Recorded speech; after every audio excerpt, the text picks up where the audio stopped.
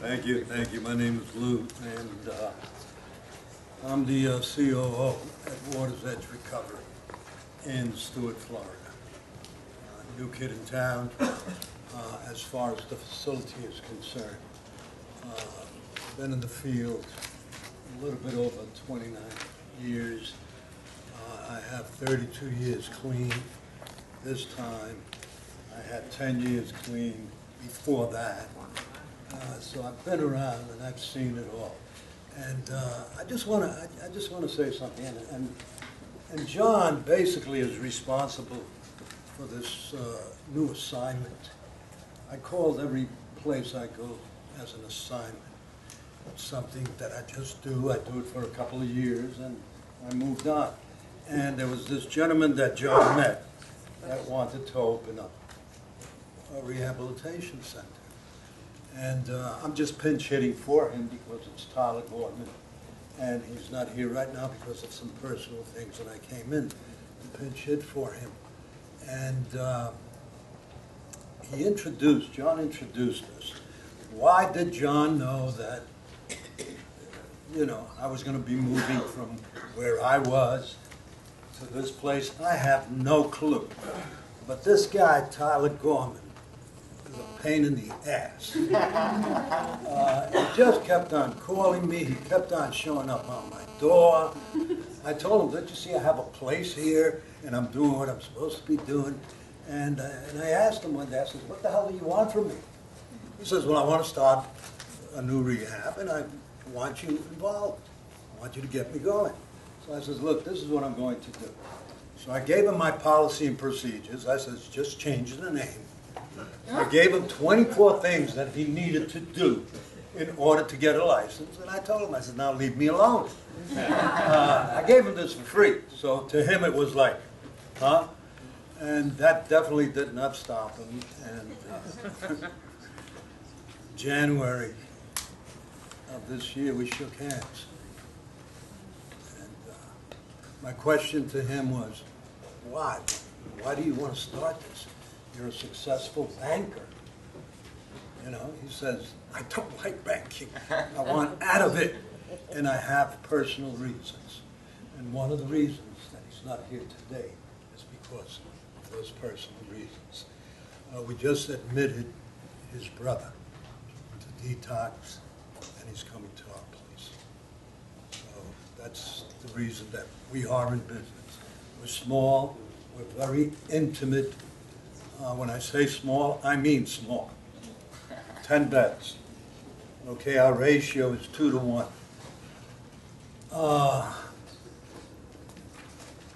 We have 6 people with 98 years of recovery.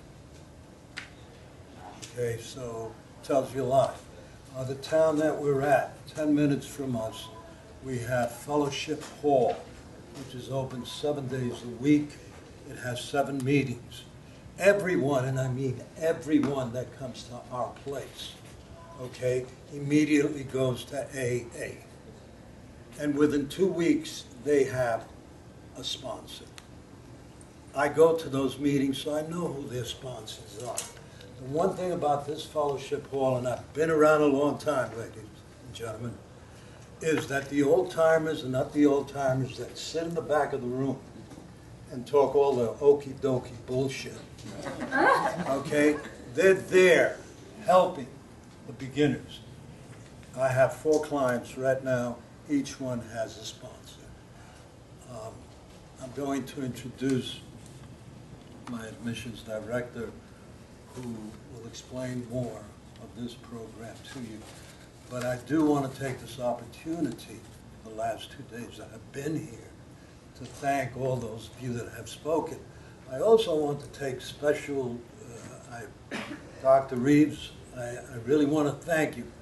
And I want to say to you that please, I know that I need you to shout out what you, as a doctor, to let the doctor professions know what they're doing to all of us and how difficult they're making our jobs.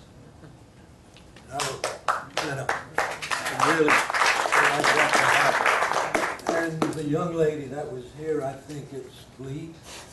Okay, and I want to thank Lee. She touched me because I believe in the universe. I believe whatever you put out there is going to come back to you. And she put it out there, and it started to come back. Lee, I can't give you $1,000, but I'd gladly give you $100.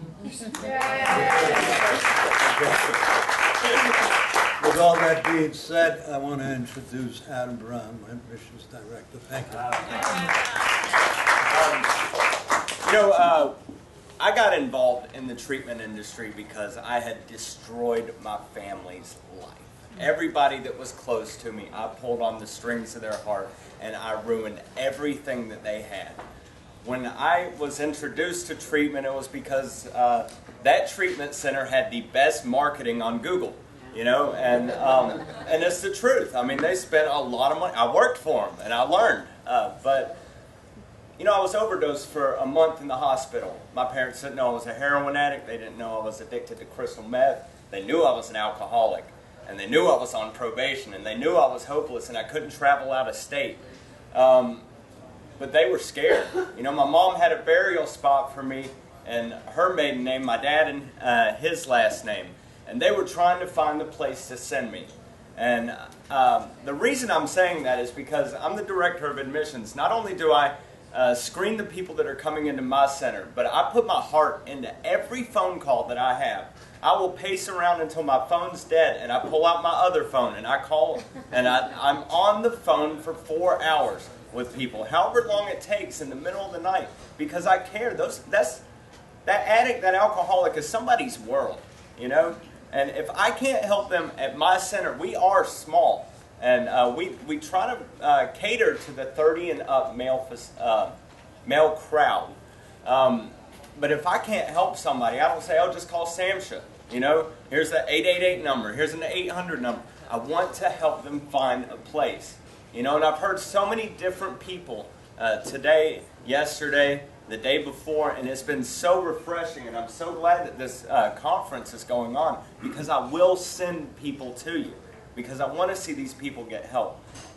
All the people that I talk to, the families, the addicts, the wives and the kids that I talk to, of the person that's struggling, they ask me for help, and I know that it may have taken 4 or 5 years before they picked up that phone call. So when I was picking a place to work, I've worked in several different centers. I wanted to find a place that wasn't bullshitting about giving individual care.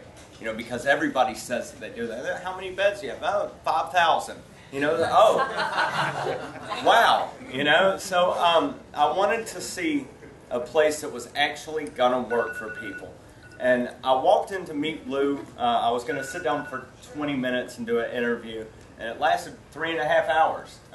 When I walked in, I felt the arm hair standing up on the back of my neck, and I knew this place was special, and I trusted my gut. And the first thing I saw in his office was this picture of him walking on coals, walking on fire. And I was like, that's insane. And he's like, all of my staff does that, and all of my clients do that. And I was like, that's somebody who's going to take a chance, to really step out there. And I've done that with him. I've done it with... We had a client that was 65 years old that was shaking. You would think it was from DTs. It was just from damage he had done. He walked on fire with us. My fiance walked on fire with us.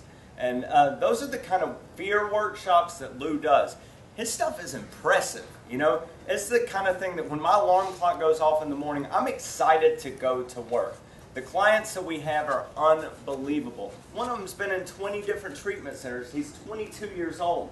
I've never seen him get a sponsor before. He's never gotten involved, raised his hand in AA or anything like that. This guy has changed in Lou's program. He came in all demanding. I have to have my phone all the time.